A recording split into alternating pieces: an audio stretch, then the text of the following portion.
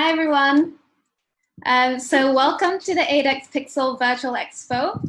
This is hosted in collaboration with the Blue Hope campaign. That's by the British High Commission of Malaysia to Malaysia. And a happy Coral Triangle Day. So today we have with us award-winning photographer Juergen Freund, also known to us as Yogi, as well as Stella Chiu-Freund. So together they're the co-authors of the book, The Coral Triangle. So more than 10 years ago now, Yogi and Stella underwent a 18-month expedition across the Coral Triangle.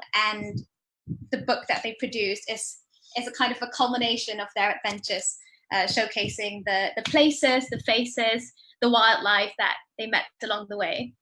So we're very privileged to have with us today, Yogi and Stella, to give us kind of, an up close and personal review of the book, some of the pictures and the stories behind the pictures that are in the book. Enough from me. Stella, Yogi, over to you. Hello. Hello. Hello, hey, everyone. Thanks for having us. Thank you, 8X, for hosting this Coral Triangle Day. It's quite a special day because it's also the 10th year anniversary of our expedition. And that's quite special during these times of difficulty. And it's good to reminisce. So let's jump straight in, shall we? Yeah. Okay, we prepared a little slideshow. Well, it's actually quite a big slideshow. And let's share screen, and then we will ramble on our adventures through the Coral Triangle. Okay, so for those who were tuning in to your program this morning, you had characters from WWF that talked about the Coral Triangle and how it started. For us, it started 20 years ago. The Sulu Oases was the buzzword in the worldwide fund for in the conservation world. And then about 14 years ago, the Coral Triangle was the phrase that was coined to talk about this body of water that is very, very important. Which has the richest biodiversity. The richest biodiversity. And all the things and all the stories. And we were contracted by WWF to put into images what it really means to showcase a place, the people that live there in 6 countries: the Philippines, Malaysia, Indonesia, Papua New Guinea, Solomon Islands, and Timor-Leste. And so you see us. That was part of our gear for 18 months. So that was somewhere in Indonesia. I forgot. That was in Wakatobi. And for 18 months, we didn't. Our home for us is Australia, and it's winter right now, so we're kind of cold. But we packed our house and we traveled for 18 months through 6 countries of the Coral Triangle. And there is the map of the Coral Triangle. You see also all these dots, all these red dots. So these are some of the locations that we visited. So it's quite a bit. And let's jump straight into. So the job was to document not just the underwater world, that's what everybody does, but also the people, the way how people live, how they make a living, fishing, mainly certainly fishing. It's all about the fisher folks. And so for 18 months, which is like 547 days, we were on the road, nonstop. We went to about 30 villages, and we were swinging really from the poor fishing villages to medium-sized fisheries, to the other extreme of going to resorts to see what underwater world was like. But the 30 villages that we went to, we were able to photograph fishing. And fishing meaning artisanal fisheries and little fishermen like these people. And, they live the most interesting life. And you would never see it buying your seafood in the supermarket, you would never know how these animals were. Actually, the interesting thing about these people is that you see them leaving with a boat and they come back and they got something in the boat. Yeah. But the interesting bit is what they actually do out there in the ocean. And like this octopus fisherman did. But we started our trip in the Philippines and jumped actually straight pretty much to the Tubataha reefs. And there was certainly a little diving involved, but we were mainly or very much interested actually in the life of the rangers who take care of the Tubataha reefs. And I remember diving Tubataha reefs in the mid-90s, 1990s. And how it actually changed, and now actually how good the protection of that place is like unbelievable. It's an unbelievable conservation success to Tubataha reefs, and so we also had the privilege, to go. There's a bird islet that is full of breeding seabirds. So for those who don't know where Tubataha Reef is, it's in the middle of nowhere in the Sulu Seas, in between the Philippines and Manado, Indonesia.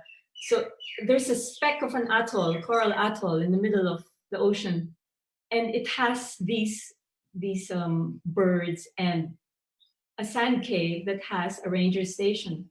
And these rangers patrol this World Heritage Site all year long for, 20, 30 years? Forever. And, yeah, a long time. But Yogi was able to photograph it in the 90s when it was hardly protected, and the bombing and the destruction was rampant. And through the years and through donations and conservation work, these rangers who are from the Navy, from the Coast Guards, from NGOs, and they have protected this coral atoll. And life came back. They even grow their own veggies. You see, they have like little pot plants and they grow their own veggies. But I think we get to speed up. Yeah. And that's what they do. Like they go out there, they apprehend fishermen, they apprehend smugglers, illegal fishermen. And for fun, they sing in karaoke. You have to imagine, it's at this ranger station out in the middle of the ocean, like 150 kilometers away from mainland. And you have like a karaoke, people are singing, and it echoes over the ocean. And you see their bunker. And when we went there, it was typhoon and too much story. Too much story. Okay, tuna fishing. So part of our job description was to photograph as many types of fisheries as we could. And tuna was a big story that we had to document. And this is in Manado. They're what you call funai fishermen. And they would pole and line. The hook is barbless, and they would catch skipjacks. They catch skipjacks, and you would see probably 3 types of fisheries in this one picture. There's one man in the middle throwing live anchovies over the heads of these pole and line fishermen, and then above there you can see a kite, and the kite fisherman is another little boat, and he's opportunistic, and he's catching skipjacks to hopefully later on catch. And then you see the dolphin. Then you see the dolphin in front, which is actually taking. They kind of travel together with tuna to hunt fish. So this is how skipjacks are caught, and skipjacks are the small tuna that you find in your tin can tuna, and also. What do you call them? Bonito? Are they bonito? No. Anyway, so that's one fisheries that we photographed, and the next one is. No, that's still. That's how the skipjack looks like. And then we needed to photograph the big tuna, which is the yellowfin tuna, and we went with this boat out in the Gorontalo area, and Gorontalo is still Sulawesi, and Yogi drank a cup of coffee from this man in the first day, and he had the runs for the rest of the 3 days that we were on that boat. And it was horrible, and he was sick, but still we had to do the work. And it was after Christmas. And we went to the middle of nowhere So that's like 100 kilometers out in the open ocean. That's like really, really deep water. And these fish attracting devices, which are like, you see them when you're a diver and you dive up in the North Sulawesi area, you see these things floating around and you wonder what's that thing. And these they turn on the lamp or they turn on the generator at night to attract tuna to hang around these things so that they can actually fish them in the morning. And they are actually anchored something like between 1,000 and 3,000 meter deep water. And it's a tuna highway. And that's a tuna highway. These guys, you can actually stay months and months and months, if not even years, or the caretakers. And that's how it looks underwater. So we had the opportunity to go with a dive operator, and we went down and photographed. So at night, the lights are on in this little hut, and then that attracts small fish, and the small fish attracts a medium-sized fish. And the fishermen catch this medium-sized fish to catch the bigger fish, which is the tuna, the yellowfin tuna. And fish like to hang out anyway. And so that's the yellowfin tuna. So we were with the fishermen for 3 days, and 4 days and 3 nights. And for the first 2 days, we didn't have tuna. Wait, I go back. For the first 2 days, we didn't have tuna. And I thought I was the bad luck because I'm female and they don't like females on their fishing boats. But on the 3rd day, he was sick as a dog. He had such high fever. And at 5 o'clock in the morning, the fisherman caught a tuna. And so I kicked him out of the mothership, and he photographed this beautiful picture. And this was in Palawan. Yeah. Palawan, in a fishing village called Jacana. And that tuna was massive. It was 90 kilograms, so about double the weight of that man. Another story that we were asked to photograph was the coral trout fishing. So we just call it a redfish. So this is the live reef fish trade. And live reef fish is coral trout. And that is caught all over Southeast Asia, mainly the Philippines and then Malaysia, Sabah, Malaysia, and a lot in many areas in Indonesia. And this is a bad way of catching them. And this is cyanide fishing, which does not kill the fish. It stuns the fish, but it kills the reef because this is poison. And the poison never degrades. It just keeps going on and gets with the waves, and the current kills the reef. And unfortunately, I heard from this morning that this is still going on. And no matter how much education and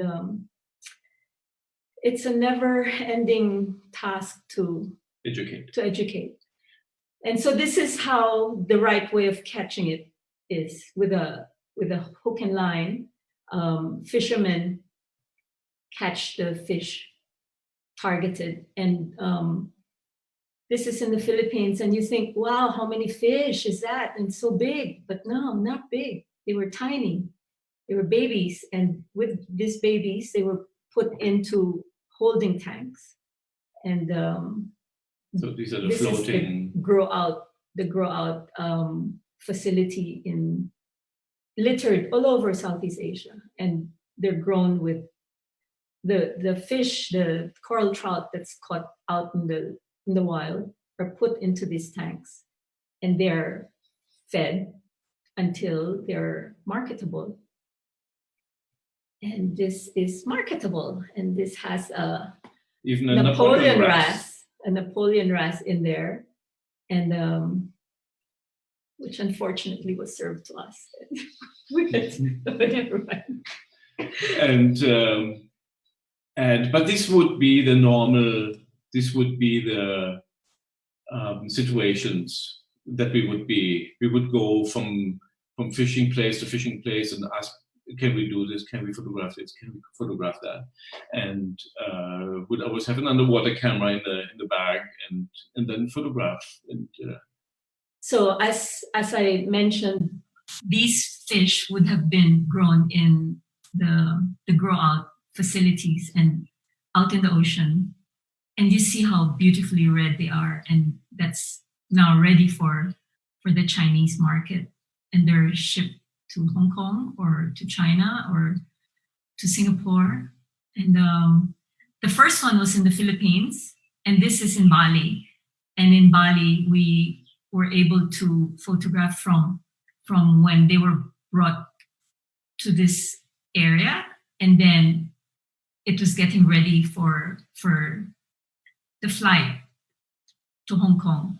But before the flight, it was like clockwork. They had to lower the temperature of the fish to cause less stress as possible. And then once the temperature, all the tanks were put on ice, like a lot of ice were to lower the body temperature of the fish. And then they were put into these styrofoams, and with oxygen, O2, they were sealed, put dry ice was put in them, and then straight to the truck, and then from the truck to the airport. Just treated as aquarium fish. Oops. Okay, it's sorry. And yeah. just a question for me, both. Yes. How did you gain access to? Because some of your, lots of your photos are really behind the scenes in the fishing industry. How did you get access to that kind of quite confidential? It's not really confidential. Not confidential. No. We either had. No, not at all. Like the tuna, we went with WWF. So since we were doing a WWF assignment, we were led and we were brought to these places through project sites, and we had project managers with us. Most of the time we were together with somebody. Yes, right. With a WWF person. This is in Hong Kong, and in Hong Kong you just go to a fish market, and we. These are things. Often these pictures are strung together, and then as a whole, you need that time. If you only go to one place, you will only see so much. But if you go then to another place, you again get a little bit, and then you get again a little bit, and all of a sudden it becomes a story. But it comes from different places. Like the really red ones, the really red fish, and these two holding tanks. That was in the Philippines, and that was basically really just one picture that we took there. But the one in Bali, that was a lot more. That was actually a story in itself. And but then if you have a chance to tell the entire story, then it's all of a sudden, yeah. And we were led to these stories because of. I mean, we can still talk. You just go to the next story. Otherwise, okay. But if you just ask questions in between. Go to full screen again. Full screen again. And any viewers watching with questions, please feel free to leave them in the comments as well. Okay. But a lot of also we went with dive resorts, and here is in Sabah, Malaysia. We went to Semporna, and we wanted to visit sea nomads, Bajau, because they're kind of mythical people in a sense, because they live in the ocean, they get born in the ocean, they die in the ocean. There is this, it's almost, I don't know how to say that, but they are like a mythical people. The romantic, it's a romanticized characterization of people living with the ocean. Yeah, and just to get to meet them, that was always a wish of mine, to just just share. And we were able to stay with these people actually on several occasions, and it's unbelievable. It's like, so these are indigenous. They have no nationality, people, like some of them live in the Philippines, some of them live in Malaysia, and they travel with their boats. Although maybe today not as much anymore as they used to. So they have mainly settled actually on islands. So there are Bajaus in Sabah, Malaysia. There's Bajaus in Indonesia, in Wakatobi, and then Bajaus in the Philippines, Tawi-Tawi. Yeah. And funnily, they have a president, amongst their people, they have president. So we were wondering how they voted. So these are their houses on stilts, and they travel by these dugout canoes. And these kids, they all have their canoes, and they are so sure on their feet. And we would sit there and we'd topple right away.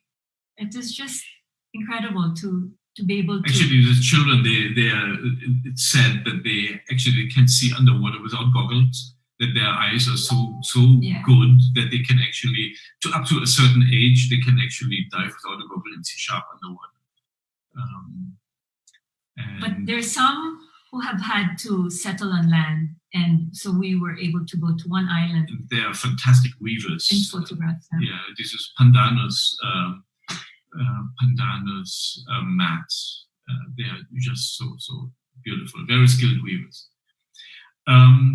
We have actually done a number of expeditions in the region, and we smuggled this little story in because we thought it was an interesting story to tell.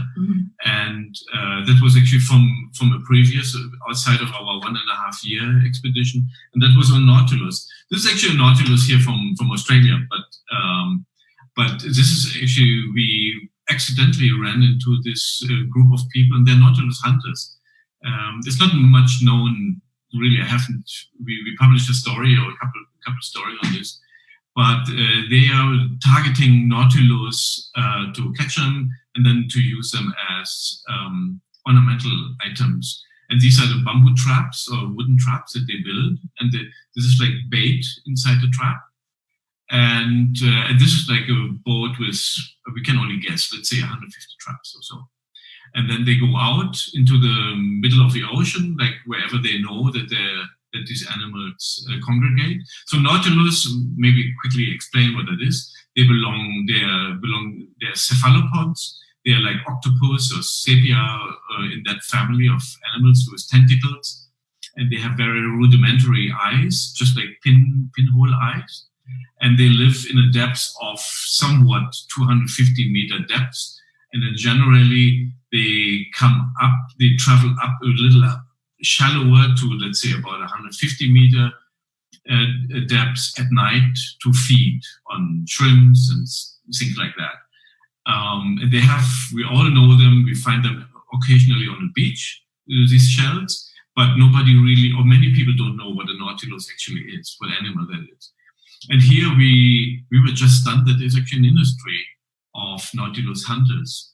And they have this, as you see, like a lot of long rope with 150 or so traps. And they let them down and they leave them overnight. And in the morning they pull them up, and then they have an X amount of Nautilus in the cod.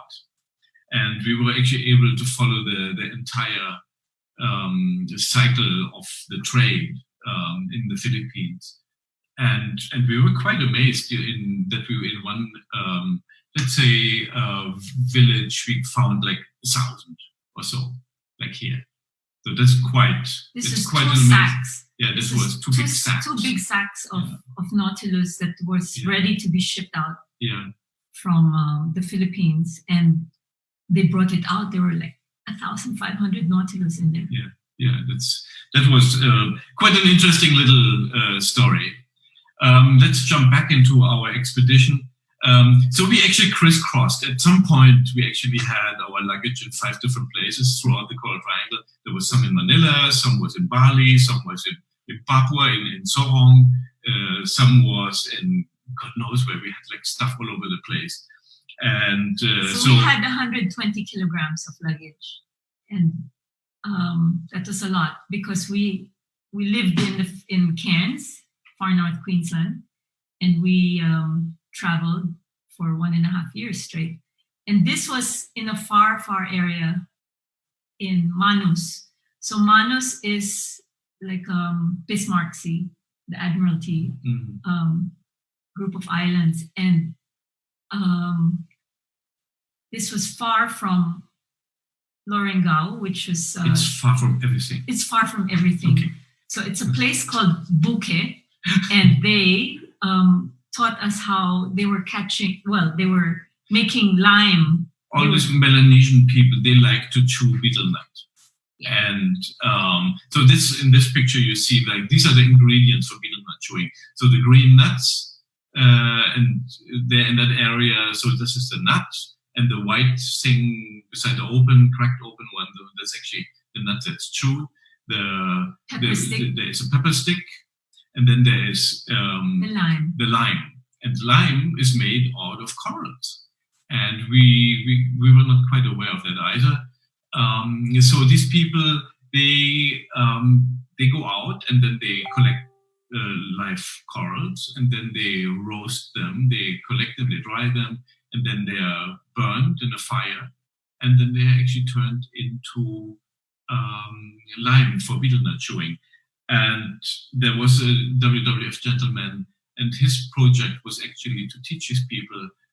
So if you collect the corals, then rotate the area of where you collect. Then wherever you have broken it off, then the coral would actually grow back. And so they had they would have an open area, they would have a closed area. Yeah. So the women would rotate the collection so that they would allow, once they've collected, they'll allow that patch to regrow. And they're acropora corals, and they're fast growing. Yeah. And after the burning, they would seed what has been cooked, and it turned into these very. But it's very bad to your teeth and to your tongue. Many people end up with throat cancer chewing betel nut. So it's not a good thing. But for these people, often they don't have regular food, and so that keeps them busy chewing something. Coral farming. So while we were, that's an interesting little story. So we live near Cairns. So we used to live in Cairns in far north Queensland, and we actually lived right on the beach. And I think it was 2006. Was it 2006? Some April there was a big earthquake in the Solomon Islands, and we had a tsunami alert in Cairns. And since we were living on the beach, we packed quickly everything together. We had to evacuate. Went up the hill and were hiding out. There was no tsunami, so everything was good. Years later, we went to this island, to the epicenter of that earthquake. And this whole island, which was a huge island, was actually lifted 4 meters out of the water, or uplifted by 4 meters. So that's their coral reef. That's no longer living reef, because it turned into a cemetery of coral reefs. And all of a sudden, these people, they actually lost their income with fishing, and because the reef was gone immediately. That's immediately a drop-off. Yeah. And so all of a sudden there are flowers growing in the coral reef. So it's a cemetery of corals. And so the local NGO, the local WWF, with an organization called World Fish, started helping the villagers do coral farming. And these are like brood stock that they would cut off little corals and put into a hard substrate of cement. And they would grow the coral for the aquarium trade. And they were growing corals and they were growing clams. Yes. And it is very, very interesting to see and to witness that kind of farming. And the funny thing is, right now, because of coral bleaching and all these kind of things that's happening at the moment, the same technique is actually used for coral reproduction and replanting into the reef. Just right out here in the Great Barrier Reef. It's done in Indonesia, it's done everywhere. Mm-hmm. The same technique that is actually used for one trade is used for conservation. Coral regeneration. For coral regeneration.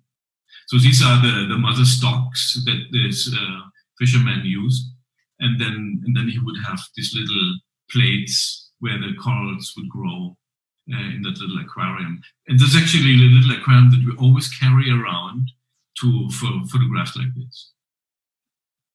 And then they would have their little eco-tourism huts at the back of their farm, and they had their little tourism business as well, that old man.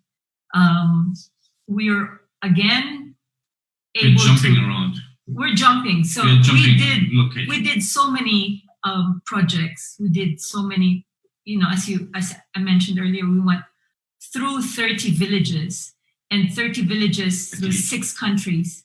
And we spent 8 months in Indonesia. And this is in the Bird's Head Peninsula, in Papua, where the locals would really monitor and protect it's a national park. The population of leatherback turtles from actually natural predators. Yeah. No, there were no human maybe predators. Dogs, maybe dogs, maybe pigs. Dogs and monitor lizards. So there was a monitoring site, and it was 2 kilometers long of beach that we would walk for like 8 nights. And through these 8 nights, every night we would see 2 mothers come up from the ocean, and they would, we would have no light. We have no light because the light would detract. They would walk back into the ocean. They would walk back into the ocean. So with no light, pitch black, we would just listen. Totally silent. We would listen, and then we would hear the heaving of this mother turtle, massive turtle, come out of the ocean. And we just listened to where they were going and follow with just the sound. And then once she started digging her hole, then we would turn on our flashlights. That's when they're oblivious of disturbance. Yeah, but they were massive. They were like 2 meters long. And so they would lay their eggs. It's about 100 eggs, just like the other turtles. They're just larger. And then one night I was catching. So we were camping on the beach under a tarp, and we had to light fires on each side of the tarp to keep the sandflies away.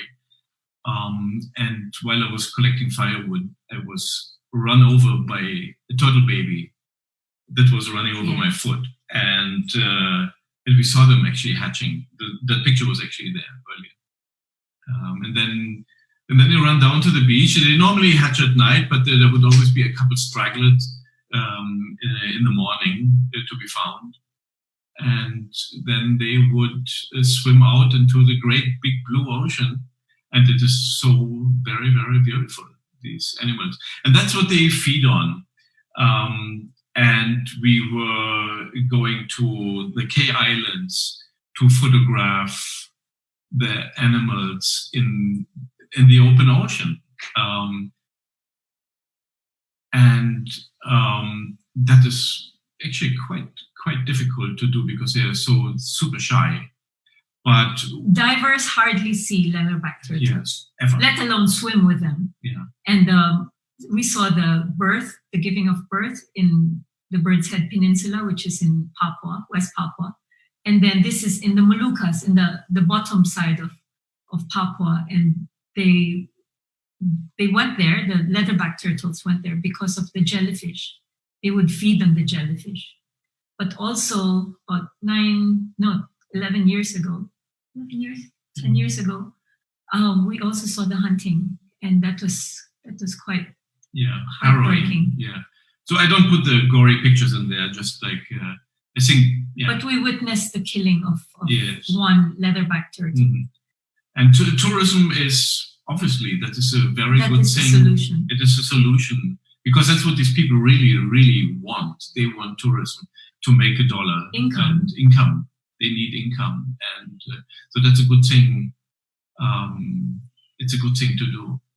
Another thing, obviously, this is the whale sharks of Chandrawasih Bay.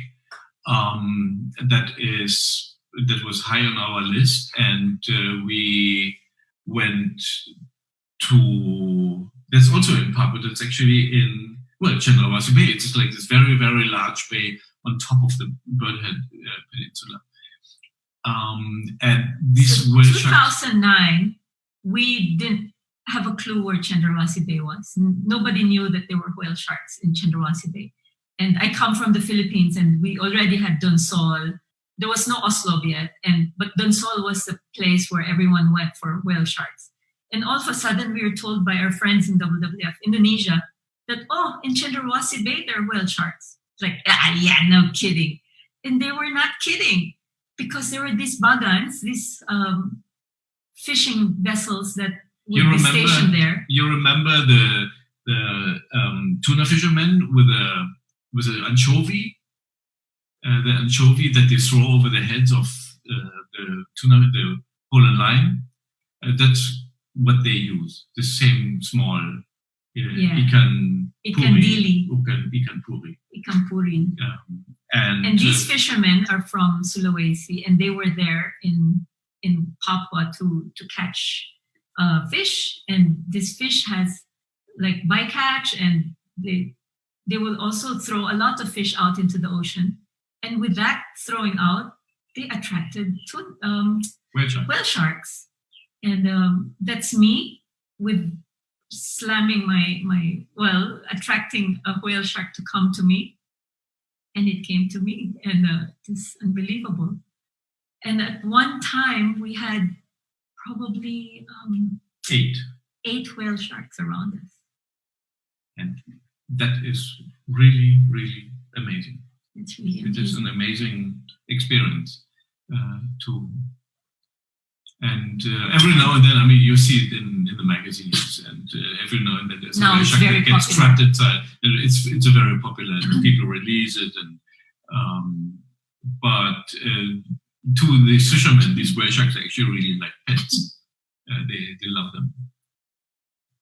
And I have this one image here where I got another image where I've got like 8 of them against the water surface. Biodiversity. So with the privilege of this expedition, we were able to go to 14 resorts scattered all over this, and then 7 liveaboards. Through the 18 months, we would swing from villages and poor fishing villages to really, really amazing locations where there were top of the line kind of resorts, eco resorts and dive resorts, and we were able to go underwater diving with a lot in Raja Ampat. We went to Misol and Misol Eco Resort, and that was just, this is in north Raja Ampat near Cree, so Surido Bay, and whatever jumps to mind right now. This is in Raja Ampat, one of the many islands. I was actually flying with Max Ammer with his yellow plane photograph. There were no drones yet, and that's what you get to see, like in a place where you only have a handful of people. This is like in Raja, just like beside Cree Island. If you only have a handful of people living there, then certainly hunting pressure is much, much lower, and there's a lot of marine life. And to show biodiversity, it was the best way was just through photographs and through to show what it looked like underwater. And can you imagine this? Normally you would see in 20-meter depth a fan coral like that. In Raja Ampat, it was just, you dip your head down. And this is the passage. The passage where Alfred Russel. So, and then you have like these things, certainly you do a trip like this, you're a keen reader.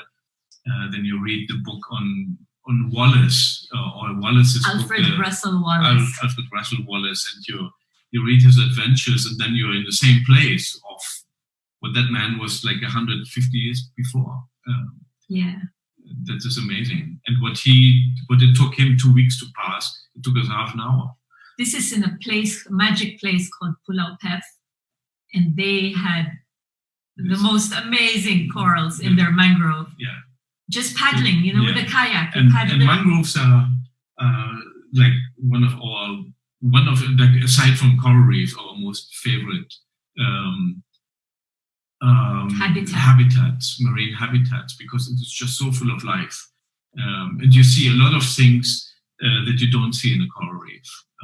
And especially there in Raja Ampat, where the corals grow all the way into the roots, or inside the roots, and you have like soft corals hanging on the roots. So going back, go back. So this little baby black reef shark was in Misol, the beach of the bay of Misol Eco Resort, and that place used to be a shark hunting ground, and they've turned it around, and through ecotourism and through protection and through a lot of hard work, fish has come back like more than, I think, 250%, and the sharks have come back, and it's really magic stories that but hard work, it's not an easy task. That's in Philippines, in Palawan. We were actually visiting a pearl farm. We were photographing in a pearl farm in Palawan, and we're going to a place called Club Paradise up in northern Palawan. Mm-hmm. And on the way, half an hour away on the boat, they called us up on the phone and said, "You gotta come really quick. There's a dugong in the reef." We have a dugong in the reef. And we were just able to do the paperwork and jump into the water and we're diving for an hour with the reef, or 2 hours or whatever. Amazing. Yeah. Truly, truly amazing. Where do you find that? Yeah. You get called by a dive operator and say, "There's dugong in the house reef." Yeah. Come quick. Come quick. And that was in Club Paradise. So I want to mention specifically these dive resorts, because they were the ones who helped us to be able to photograph these amazing creatures and amazing coral reefs. This was through Seven Seas, which is a liveaboard, and we went to Komodo to photograph just out of this world corals and life. And this was in El Nido, in the Palawan area in the Philippines. We're jumping back. We're jumping back and forth locations. It's really more the visuals. And this was in a very, very remote place in Wakatobi, like far, far, far north. I had to handle this mud crab, and it. You were not handling. I handled this mud crab, and it was biting you. It was biting me. But we actually slept in that house. That was actually our home for a couple of nights, because the island, which is actually a coconut plantation. That island is just infested with sandflies. In Filipino is nick-nick, in Hondo siems, or whatever language you use. In Indonesian, it's called agas. Agas. It's a magic word. Agas. We were bitten by agas. Yeah, and by the crab. And by the crab. And this is in Lembe. Lembe is great.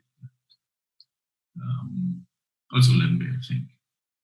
Mating, and every night this is mating mandarin fish, and you would think this is such a beautiful picture, but that anemone is in stress because it's bleaching. And that was on a night dive, and that's really funny. It was actually not eating that worm, but since we had our dive lights on, interestingly, that worms and the frogfish actually gobbled it up, and then he actually spat it out right away. And I just took that picture while it tried to gulp it, and then spat it out again. That's a blue ring. That's a blue ring octopus. A blue ring octopus. And this is a coconut octopus. That's also the lembe. Yeah, which is the most playful animal. And this is very intelligent creatures. And they look for a different home. They look for a different home in the glass. That was in Misol, I believe. This is in Misol. Raja Ampat seahorse. Yeah. Pygmy seahorse. Same Misol again, and Misol again. And this is North. Yeah. Raja Ampat. Mm-hmm. And that's in the Philippines. This is in the Philippines, in Anilao, mm-hmm. where I learned how to dive. And we were hosted by my dive instructor, and he was a Naui dive instructor. Same back Oscillaris. Yes. The fish in Misol again. This is in Misol, and that's in These Misol. are the same fish, actually. In the jetty of Misol Eco Resort. This is in Sipadan. You see, we're jumping around and all over the place. Sipadan with a circling barracuda. This is in Bali, in Nusa Penida. Komodo. Raja Ampat. Yeah, Papua New Guinea. Papua New Guinea. Which brought us closer. Actually, at some point at the end, so we had the Solomon Islands was our last destination on that journey. And that was like more than a year. It was something like 15 months into the trip. And we had to fly through, Manila. No. We flew through Port Moresby in Papua New Guinea. And the Port Moresby from us here, our home, is just an hour away. He was so homesick. I was so homesick. I was like, I don't want to dive anymore. I don't want to do any of these things anymore. I think we were 12 months into the expedition. It was 15 months into the expedition. 15 months into the expedition. I had diving up here. He didn't want to dive anymore. And, we entered the Air Niugini airplane, and then we heard the flight attendant speak in English that we have not heard in a long time for 15 months. It's pretty much with an Australian twang. So it's all of a sudden, all that memory of homes. Well, and there was a check-in on Cairns, and that's over. Yeah, so he was homesick. So, but it's nice to see some crocodiles. And nice to see some crocodiles. and the crocodile, a turtle baby, which actually, that brings me to the last picture here in the slideshow. Which goes to the our book. Which goes to the cover of our book. So our book was made possible through the Asian Development Bank and certainly WWF. It was never meant to be sold. It is actually not a commercially available book. So only very few people have this book. It was meant to be like an education tool. So it was actually basically a giveaway, a big, and just a few pictures that I will shoot through. Like that was our hut, the agas and the sandfly hut. And turtles. And the interesting thing is that was when he was sick. When like a tip for photographers, the best pictures are taken when you're most miserable.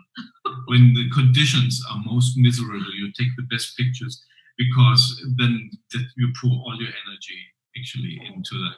No, I'm not talking about the fever, but that's a photo by Claudia. Yes, bitten by sharks. Bitten by sharks. And this is MPO. by Michael Patrick O'Neill. Yes. This is us in Tubataha. And the bags again. And then I will flick out here and we are back. So that's our little adventure. Are we pressing the red button now to stop the screen share? Are you still there? Yes. Yes, we are. Do we press the red button? Okay, we press the red button. All right. So that was a little bit of, this is not the entire story, but that is a lot of the story. So how many minutes in are we? We are 50 minutes in now, but we don't have a panel after this. So we'd like to have a bit of a Q&A session. And then after that, we can play the video that you've shared with us. Yes. Okay. Cool. So maybe just 5-10 minutes of Q&A. Sure. So one question that we have is, it was such an incredible experience. I mean, just looking through your photos, I felt like I was living it, and I can't imagine what it's like to actually, be there in the midst of it. It must be even better than the pictures. What would you say is the one experience that's stayed with you the most from that 18 months? So, an encounter, discovery, a scenery, I don't know. Yes. Can you pick? One very strong situation. We were in northern Palawan in some village, and I don't know if we were photographing there. Live fish trade. Maybe library fish trade. And we ran accidentally into this one-armed former dynamite fisherman. Mm-hmm. And he had money problems. He couldn't buy fuel from somebody from the his trader. arm was cut off through dynamite fishing, and he was from years before, from a long time from ago. years before, and he was paddling towards a place where he wanted to. This was this tiny little canoe. He wanted to borrow fuel to go out fishing because he was so poor and he didn't have money to buy fuel, so he was asking for fuel, and he was turned away by the owner, the trader. And then when I saw him, I said, "We have to follow that man," because we wanted to photograph him. I mean, it's actually the suffering of people, like after accidents like that.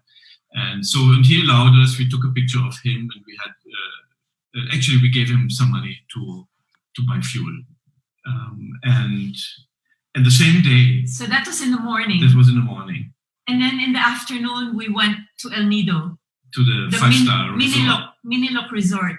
Yeah. So we were swinging from the poorest of the poor, a fisherman who had no money to go fishing because he had an accident with dynamite fishing, to a 5-star resort that, the emotional roller coaster that we had to go through. You can imagine how people are in a resort, right? I mean, everything is posh and beautiful, and the food is beautiful. And that's a memory that never left our brains, actually. So, and we often tell that story. Very often tell that story. But other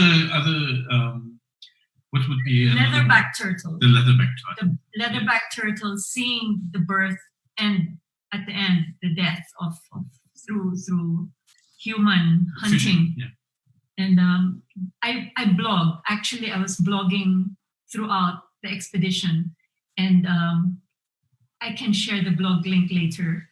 I wrote probably 140 blog entries in 18 months. Wow. That's a lot. It's a lot of storytelling. It's a lot of, and it was, he would shoot, and then we would go from project to project or resort to resort.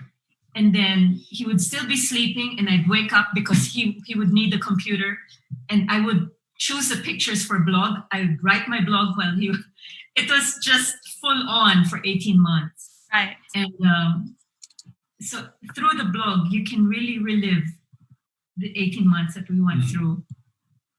So the book is just a fraction. It's just a fraction. And yet it's a massive 2-kilogram fraction. I can imagine. But we have been many times. We have been back to the Coral Triangle, to Raja, to this place. I mean, we were just before the virus hit. We were there in January, February. We were over there, and amazing.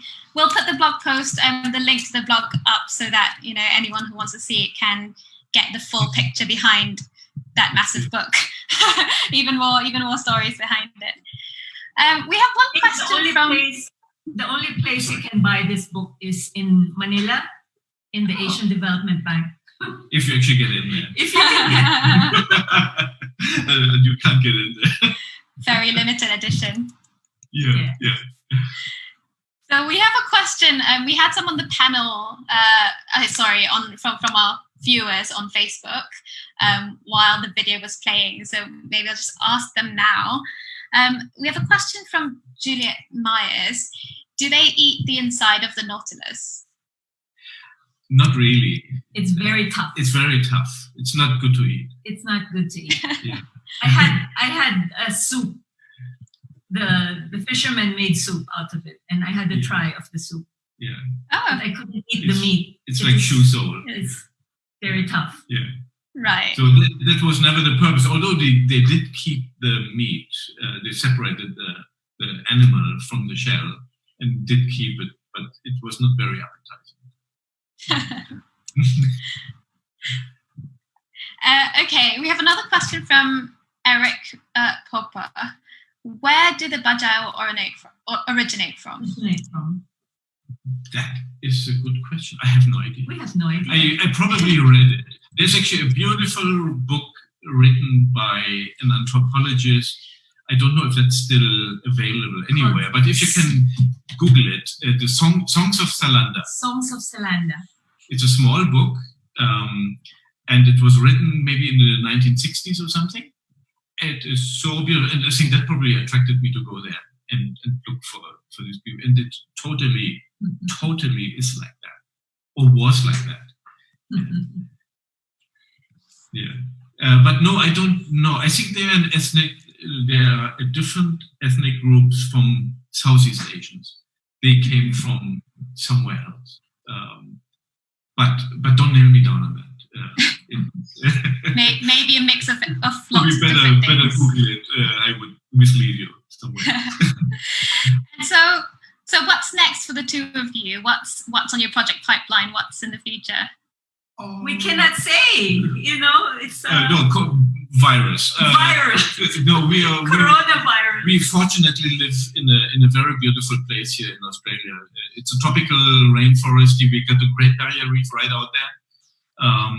So we keep ourselves busy here in Australia. So we live in the wet tropics. We live in 2 World Heritage sites. One is the it's called the wet tropics. Wet Tropic World Heritage Site, which is rainforest. And then we have the Great Barrier Reef in side by side. And teaching photography. And what we do is nature-based tourism. Yeah. Through people coming here, those who can, probably local, national, state tourism, of promoting our own area. We're photographing the location where we live, and filming, and and coming to Singapore to visit us. And coming to Singapore once we can. Come and visit our friends in Singapore. And we shall have durian. We'll make sure that happens. Okay, so last question from us before we move on to screen your video. Given that it's Coral Triangle Day today, yes.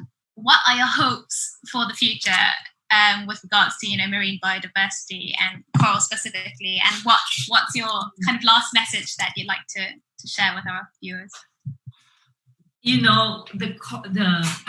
We've put since we did the Coral Triangle expedition, there's so much now of going on, and conservation continues, tourism continues, and tourism more and more and more, to the point that it has to be managed.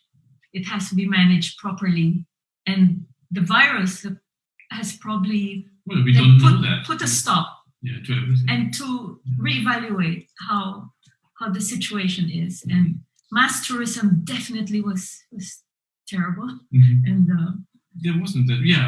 But tourism is really needed. Tourism keeps conservation up. When we went to West Papua, when we went to Raja Ampat, there were no homestays. And then this year, we went there. There are more than 100 homestays. And these are local West Papuans who are doing the business for themselves. And it's amazing. It's really website. What's it called? It's actually it's a Singaporean group. Something like Homestay Raja Ampat or something like that. And you can stay for $50 in a hut, being hosted by a family, by a Papuan family, and go snorkeling in front. So less fishing pressure. They take care. I mean, that's the basic idea. So with the lockdown, nationals should visit their own places. You have just don't go overseas, but check out where you are. And Singaporeans have not much chance, right? True. You get to hop on the plane. But Filipinos are really strong. Can go visit. Indonesians are very strong at traveling locally. These two countries are very strong at that. So at the moment, our plan is to stay in Australia. Well, you have no choice. We have no choice. We can't even leave, even if we wanted to. And we are very fortunate. I'm gardening. We're doing, I want to try to grow shiitake mushrooms. Oh. If I can. Have you had any success? I haven't started yet. But the tomatoes. Okay. But the tomatoes are growing. And Good to hear. All the best with the shiitake mushrooms. Thank you. So the video that we want to share is something we did for the Asian Development Bank last year. And I think that's a good review of our work in the Coral Triangle. Yes. Amazing. Okay, let's cut to the video now then. Okie dokie. Thank you very much. Thank you very much. Thank you so much for bringing us along with you on